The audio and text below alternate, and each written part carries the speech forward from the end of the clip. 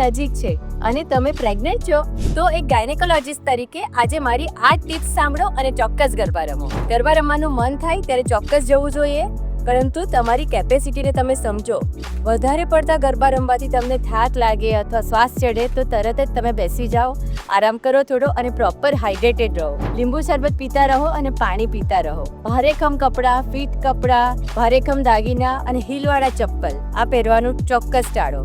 સમયનું ધ્યાન રાખો. બહુ મોડે સુધી ગરબા ના રમો, અને જો મોડે સુધી ગરબા રમવામાં આવે તો રાત્રિ દરમિયાન પૂરતી ઊંઘ લો. તમારા ગર્ભમાંનું બાળક એમ તો સુરક્ષિત જ છે, પરંતુ બહુ જ જોરથી જ્યાં અવાજ થતો હોય ત્યાં ગરબા રમવાનું ટાળવું જોઈએ, કારણ કે બાળક પણ એ જોરથી અવાજ મહેસૂસ કરી શકે છે અને તેને તકલીફ થઈ શકે. અને અંતમાં, જો તમને પેડુમાં દુખતું હોય, તમને પાસ્ટમાં સ્પોટિંગ અથવા બ્લીડિંગ થયું હોય આ પ્રેગ્નન્સીમાં, અથવા તો તમને પહેલાં કોઈ વખત મિસકેરેજ થયા હોય અથવા પ્રીમેચ્યોર ડિલિવરી થઈ હોય, તમને આ પ્રેગ્નન્સીમાં ડૉક્ટરે આરામ કરવાનું કહ્યું હોય, તમને બ્લડ પ્રેશર અથવા ડાયાબિટીસ જેવી તકલીફ પણ હોય પ્રેગ્નન્સીમાં, તો તમારા ડૉક્ટરને પૂછ્યા વગર ક્યારેય ગરબા ન રમતા.